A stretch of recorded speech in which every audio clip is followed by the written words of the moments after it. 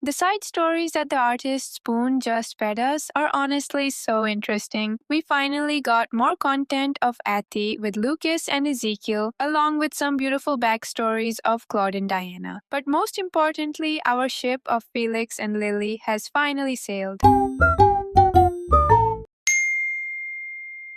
After years of waiting, we finally have new content for this manhwa, and I must say, reading it was really bittersweet, especially since they have already announced the season 2 of the Donghua. これはまん丸だな。 While I admit the animation is beautiful, it's quite different from the manhwa we know and love. The one thing I really like is that the animation adds more action and magic battles. However, I do have a few complaints, like the biggest change is the removal of the reincarnation plot. In the comic, Athanasia remembers her life in Korea and uses that knowledge to stay alive. But in the animation, she doesn't come from another world. Instead, she just has dreams or visions of the future, which is a big deal because it completely changes her personality and humor. Still, it's a great show, even if it kind of feels like a different version of the story. When I first heard about the side stories, I was imagining more Lucas and Athy being married, adopting a cat, and having kids. But they are different from what I expected. The first one we have is about Lucas and Athy. They have grown up a little, but their dynamic is still the same. She says she wants to go to an amusement park, explaining to him that it's a place full of rides where you drop from high up or spin around in the air. And he thinks to himself how she always gets angry when he does that to her out of nowhere. Then she starts to think about food, and even though he doesn't really get any of it, he is willing to do anything to make her happy. So he drops her from a great height, but just before she reaches the ground, he catches her and they both float in the sky. Sadly, she doesn't think it's fun at all. They bicker back and forth, then he asks her to hold his hand. This time they float up into the sky in a way that looks very similar to the scene of Howl's moving castle. He is clearly trying to cheer her up because she's been cooped up working lately. She realizes he's worried about her and kisses his cheek as a reward for being good. In return, he kisses her back, calling it a reward for a reward, which leaves her flustered while he teases her in the most Lucas way possible. In the next chapters, we see Claude and Athy visiting Jennette and Anastasius. After they arrive, Jennette gives them a tour of the mansion, and even though it's still a little awkward between the brothers, their relationship is progressing. After that, she shows Athy her cottage, her chicks, and her garden, and they pick vegetables together for dinner. Athy is so excited because it's her first time. The maids standing nearby wonder why someone like her is working in a field. Then she mentions the market, and Jennette says they should go together. But surprisingly, the next day, their fathers are also ready to come along.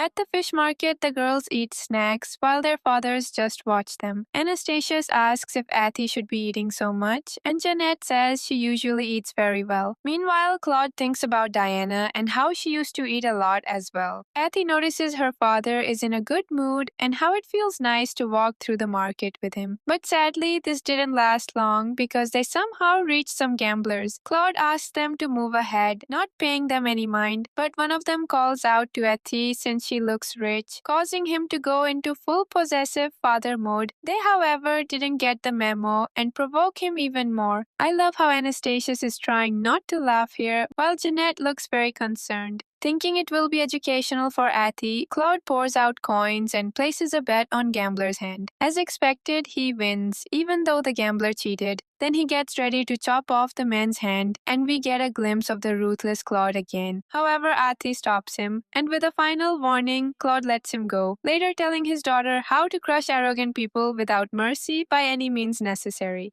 As evening approaches, Athy gets animal ear headband for her dad. Anastasius laughs at him until Jennette gets one for him too. They walk ahead while the dads are approached by those gamblers again. Anastasius thinks about showing them mercy, but Claude is ready for violence. Meanwhile, the girls wonder if they both are having a deep conversation, when in reality, they are just beating someone up. Then some random drunk guys show up and try to pressure the girls into drinking. Jennette thinks she should do something since she's older, but one stare from Athy sends them shaking and running away. It's fascinating how the artist makes them look and act so much alike. The next morning, Athy asks how memory transfer magic works because she wants Jennette to see her mother. However, since Anastasius can't use magic anymore, they have to transfer some to him first. He's probably not very comfortable with this, as he makes an excuse that they shouldn't grant power to a former traitor. But the duo isn't listening. Then Athy suddenly tries to share her mana, which nearly kills him because she is too powerful. So she asks Claude to do it instead, and just before it gets too awkward, Jennette arrives with the cookies. Later, when Jennette asks what kind of person her mother was, he thinks of Penelope. He cannot bring himself to tell her that she was a woman who seduced her fiancé's brother to become empress. Instead, he tells her all the good things he remembers about her. Then he goes down the memory lane, thinking how she feared nothing, but then remembers her being scared of cockroaches and realizes he liked her more than he thought. He feels regret and decides to give it his best to raise Jennette properly.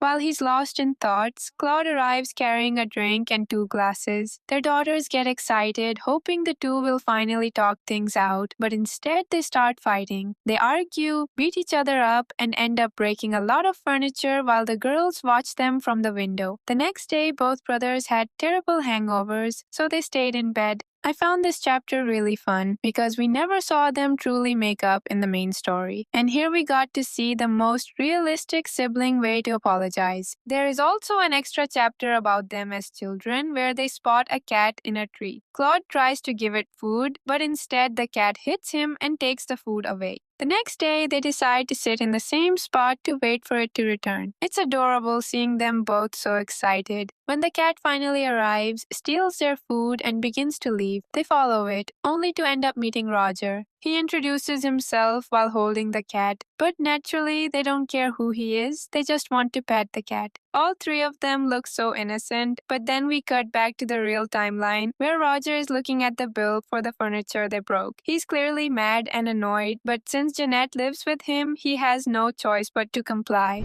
Next is the chapter with Lily and Felix. It starts with the night of crimson blood, feeling bored while His Majesty is on break. With nothing to do, he patrols the palace and helps the maids, but he flees the moment one of them asks him to have tea with her. In this chapter, we learn he used to date, but he's such a workaholic that none of his relationships ever worked out. Even now, he zones out by a fountain, thinking about how he turned down various young ladies because he couldn't leave Claude unattended. Back when his father asked if he had feelings for anyone, a face did come to mind, but he didn't say anything to avoid making things difficult for her. As he sits there, he finds a locket. It's open and has a faded picture of the princess. Soon after Lily appears, when he asks what's wrong, she tells him she's lost something precious. It turns out to be the same locket he found, so he gives it back to her. She asks if he looked inside and finds it strange. He obviously doesn't because he adores the princess as well. However, she tells him that the picture is not of the princess, but rather it's Lady Diana. And that's how we get a backstory for Lillian. When she was young, everyone judged her for caring for Diana and for despising men. To avoid the rumors, she was almost forced into a marriage proposal she didn't want. But thankfully, Claude's direct order came appointing her as Athy's nanny. She left for the Ruby Palace in tears, deciding to live her life as her soul twin, her sister, and her dearest friend. Lady Diana had taught her. Here she finally found the place where she belongs, and maybe also the person she belongs with.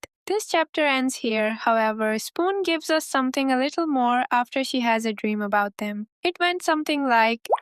Moving to the next chapter, we see the story of Diana and Claude. At first, Diana hears terrifying rumors that the Emperor is a cold-blooded tyrant who kills every woman he summons the very next day. The people around her say he will kill anyone for any reason, and advise that if any one of them is summoned, they should make an excuse about being sick. However, she leaves her group to roam around and accidentally runs into Claude. She's all sunshine, asking him if he remembers her dance from the day before. Meanwhile, he thinks she might be an assassin trying to hurt him. He even thinks about killing her. That's when she realizes he is a bit scary, but she then figures out that he is also kind, because when she asks for the way back, he points her toward the exit. Before she leaves, she gives him some sweets, saying they will lift his mood and that the herbs inside will help him when he can't sleep. Now, the funny thing is, she doesn't even know he is the Emperor until he takes her her from her chamber to his bed. There, she keeps rambling because she is nervous until he eventually falls asleep. She figures all the rumors about him are false, and then she whispers to herself that at least she didn't have to lie about being sick. At that exact moment, he wakes up and asks if she is actually sick, adding that he doesn't like sick people. She quickly confirms she is perfectly healthy. Then she looks at him with her pretty eyes and asks what kind of person he really is, because he is so different from what she imagined. Then she says that he just looks lonely. Hearing her, he pulls her into an embrace and lays her down, teasing her a little. She feels like he wants her to fear him, but to her, he isn't scary at all. Later, she wakes up after dreaming about how the other girls used to gossip about men and their charms. Just then, she hears Claude calling out to her. She sits up and starts coughing, and he asks if he pushed her too hard while handing her some water. He knows that for a dancer who also sings, losing her voice would be a huge loss. She tells him that she is fine. Since he has clearly taken a liking to her, he asks if there is anything she wants, gold, jewels, or anything else her heart desires. However, she doesn't care about riches. Instead, she simply asks for some food and a walk with him afterward. On their walk, she tries to approach him. The first time, he pushes her away, but the second time, she walks right beside him. She realizes he has built walls around himself, but still hopes someone will step inside. She then thinks back to that dream where the girls were warned to be careful of men who look lonely, hurt, and burdened. The warning was simple. If you feel the urge to take care of a man like that, you are already done for. In short, for her, it's already too late. She has already fallen for him. The next day, she feeds him with a fork. He says he already ate, but it turns out he only had black tea and plain cookies. She gets serious and tells him that at this rate, he will wither away and get sick. She explains that it takes a lot of energy to maintain a body of his size. They talk back and forth until she finally convinces him to eat, eventually feeding him by hand. Left with no choice, he follows her lead and ends up overeating. Noticing how he doesn't care for his own well-being and has no interest in food, she tries to find small, nutritious things he can handle. She lines them up on the table, explaining all of their health benefits to him. But then Felix, who helped her collect the rare herbs, randomly mentions that they look like a collection of famous aphrodisiacs. Everyone pauses, and Claude smirks, asking if she thinks he is lacking in strength, leaving her completely flustered. Reading this, I keep thinking about how beautiful and happy this family would have been if she hadn't died.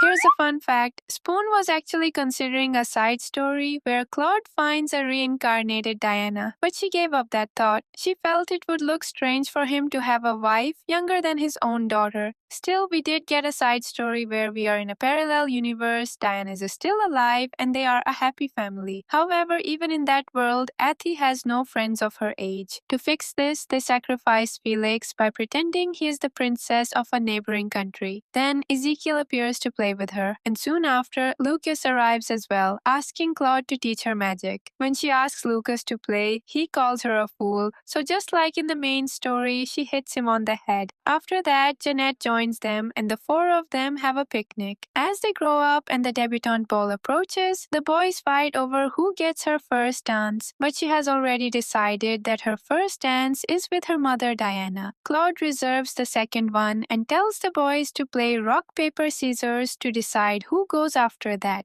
Diana, dressed in beautiful male clothing, dances with her. And since Athy has two admirers and can't choose between them, Diana concludes that she should just have two king consorts. To be honest, this was also a good ending. I really enjoyed every single one of the side stories, and reading the artist's notes just made the whole journey even more beautiful. For now, that's it for this video. Thank you for listening to me. Take care of yourself, and goodbye. I don't really wanna hurt you, but I can't control the pain. If you're sticking by my side, maybe we could be okay. Okay, maybe you could be the change.